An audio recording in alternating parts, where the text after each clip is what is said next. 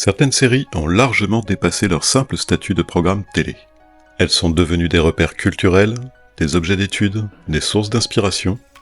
Elles ont marqué des générations, influencé d'autres œuvres, et dans certains cas, elles étaient tellement en avance sur leur temps qu'elles en sont devenues des piliers fondateurs de leur genre.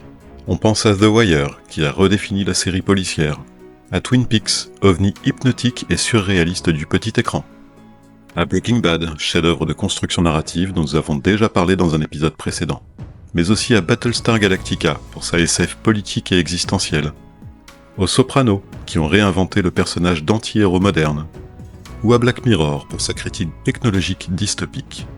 Mais aujourd'hui, on remonte bien plus loin, bien avant les anti-héros, avant les séries HBO, avant même le concept de binge-watching.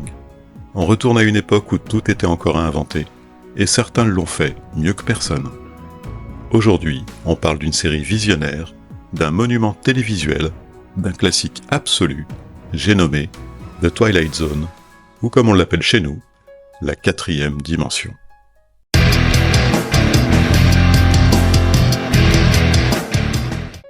Difficile de faire un pitch global, parce qu'il n'y en a pas vraiment. La 4e dimension, c'est une anthologie. Chaque épisode est une histoire autonome, avec ses personnages, son univers, son ambiance, et surtout, sa propre logique, souvent tordue.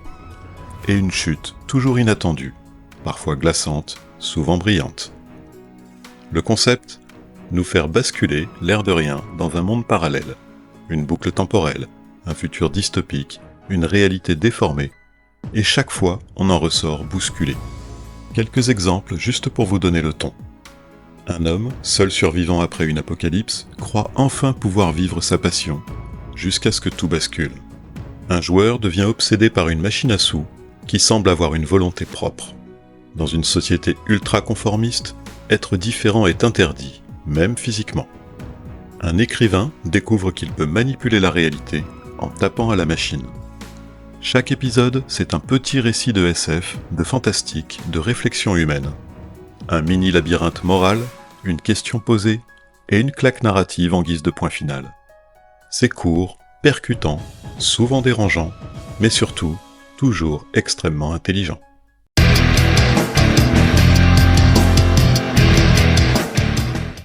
La 4e dimension est une série américaine créée en 1959 par Rod Serling, un génie de l'écriture télé. Serling était un vétéran de la Seconde Guerre mondiale, traumatisé, hyper engagé politiquement, passionné par la science-fiction et l'anticipation. C'est lui qui a écrit la majorité des épisodes.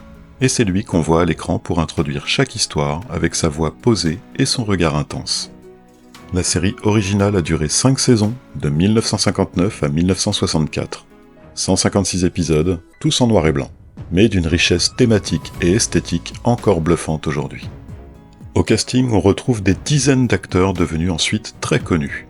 Robert Redford, Charles Bronson, William Shatner, et côté réalisateur, des noms comme Richard Donner, Superman, ou Don Siegel, Dirty Harry, pour ne citer que. Côté cinéma, il y a eu un film, Twilight Zone, The Movie, sorti en 1983. Un film à sketch fidèle à l'esprit de la série, réalisé à 4 mains par John Landis, Steven Spielberg, Joe Dante et George Miller, oui, celui de Mad Max. Certains segments sont des remakes d'épisodes cultes, d'autres sont inédits. Le film est connu pour son ambiance fidèle à la série, mais aussi pour une très lourde controverse. Le tournage du segment de John Landis a causé la mort de 3 personnes, dont 2 enfants, dans un accident d'hélicoptère. Un drame qui a marqué l'industrie et donné lieu à un procès très médiatisé. Côté contenu, le film reste intéressant à voir.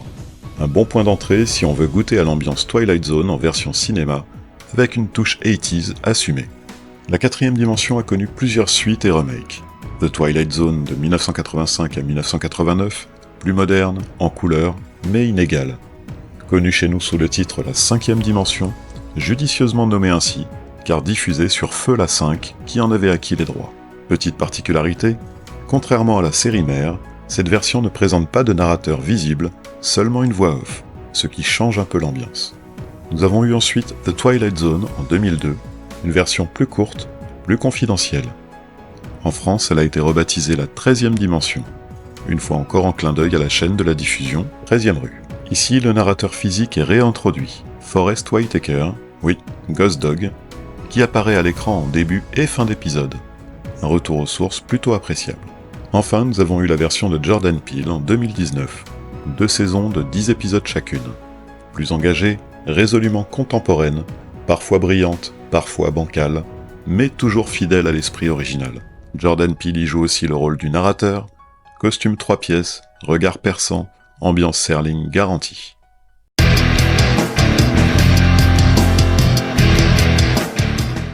Qu'on se le dise tout de suite, la 4ème dimension, c'est une de ces séries qui te retourne littéralement le cerveau.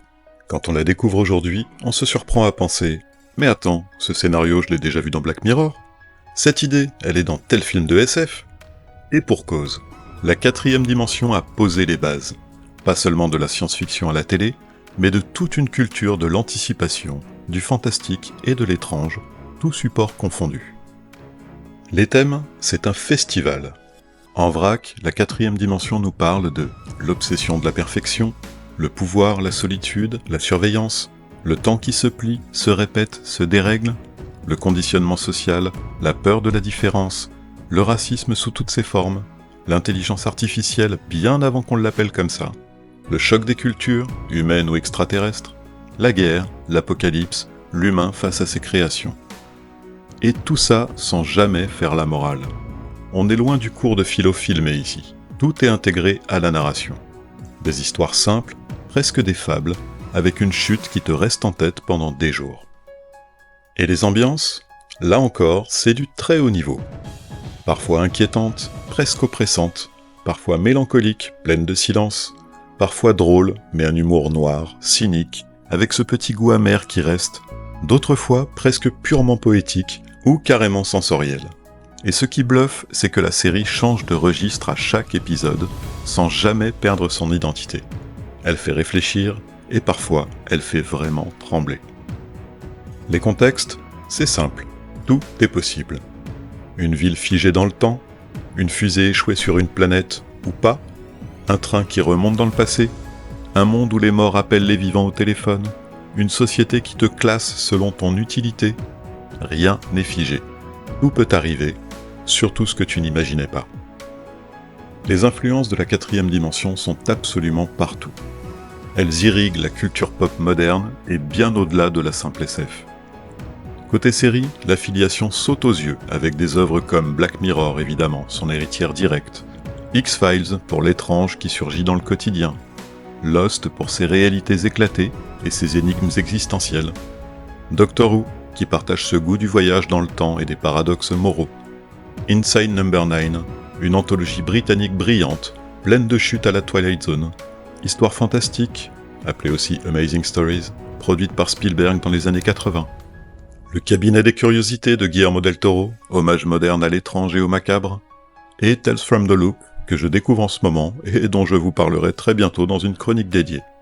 Côté cinéma, on peut aussi citer Inception pour ses réalités imbriquées, The Truman Show, critique de l'illusion quotidienne, Donnie Darko, étrange, sombre et profondément humain, Interstellar pour sa dimension émotionnelle et cosmique, et bien sûr Get Out, dont le réalisateur Jordan Peele a justement relancé The Twilight Zone en 2019, une sorte de passage de témoin parfaitement assumé.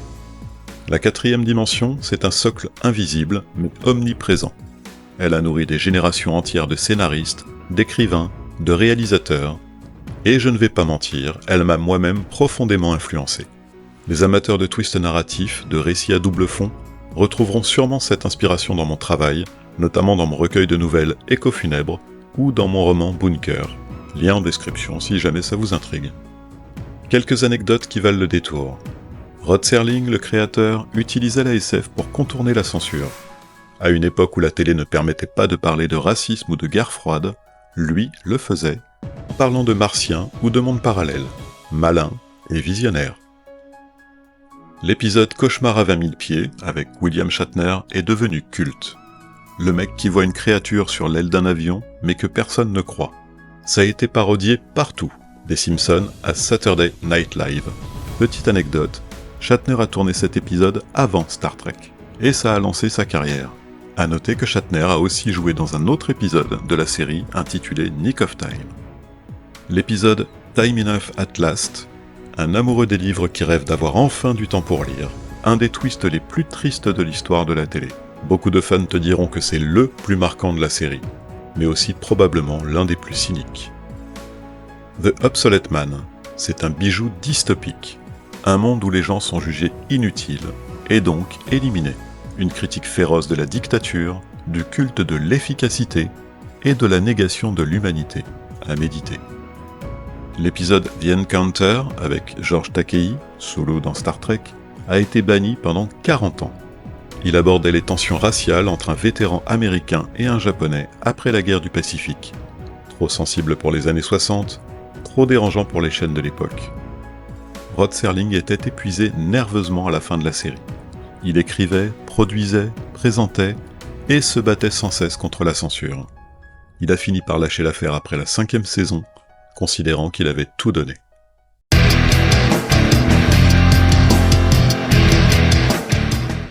La 4e dimension est un incontournable, point final. Pour tout amateur de séries, de science-fiction, de fantastique, mais aussi pour celles et ceux qui aiment les récits courts, percutants, intelligents et souvent porteurs d'un message fort. C'est une série qui, malgré son âge, reste étonnamment moderne dans les thèmes qu'elle aborde et dans la manière dont elle nous pousse à réfléchir. Elle parle de nous, de nos peurs, de nos obsessions, de nos contradictions, et elle le fait sans lourdeur, sans effet de manche, juste avec des idées puissantes et une narration maîtrisée. Oui, c'est en noir et blanc. Oui, la mise en scène peut paraître datée. Mais ça fait partie de son charme. Et surtout, ce serait une grave erreur de s'arrêter à ça. La 4e dimension, c'est comme un vieux livre à la couverture usée, mais qui contient des histoires plus dérangeantes, plus profondes et plus brillantes que beaucoup de ce qu'on voit aujourd'hui.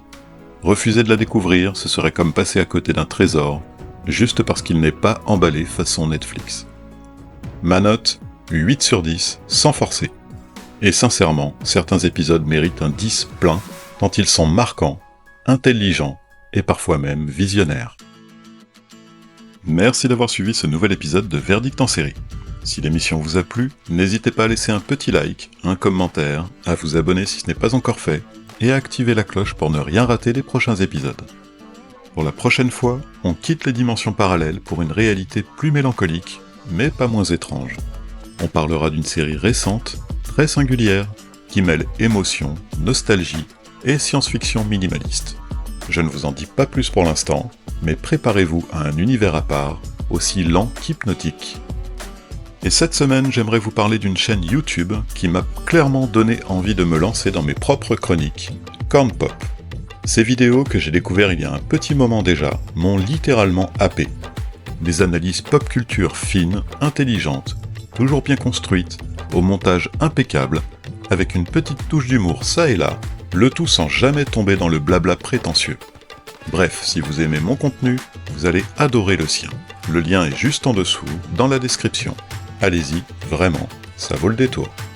Et pour finir, une petite nouveauté que j'inaugure dans cette émission, je vous laisse avec la bande-annonce officielle de la 4e dimension, histoire de vous plonger encore un peu plus dans l'ambiance avant de filer.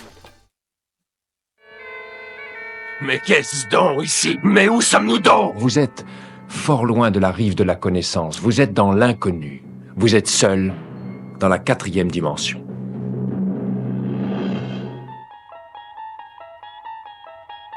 Nous sommes transportés dans une autre dimension, dans un univers fait non seulement de paysages et de sons, mais aussi d'esprit. Nous voyageons dans une contrée dont la frontière est notre seule imagination. C'est un voyage au bout des ténèbres, dans la 4e dimension.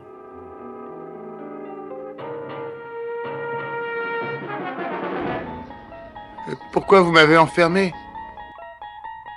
Extraordinaire. Vous allez voir intervenir la magie. Mais ça n'a rien du tout de réel. Rien du tout. Je ne vous connais pas, je ne suis pas non plus Gérald, je vous l'assure. Donne-moi ta main. Je ne veux pas mourir. Je vous reverrai le siècle prochain. Dans quel étrange univers une telle histoire pourrait-elle se dérouler?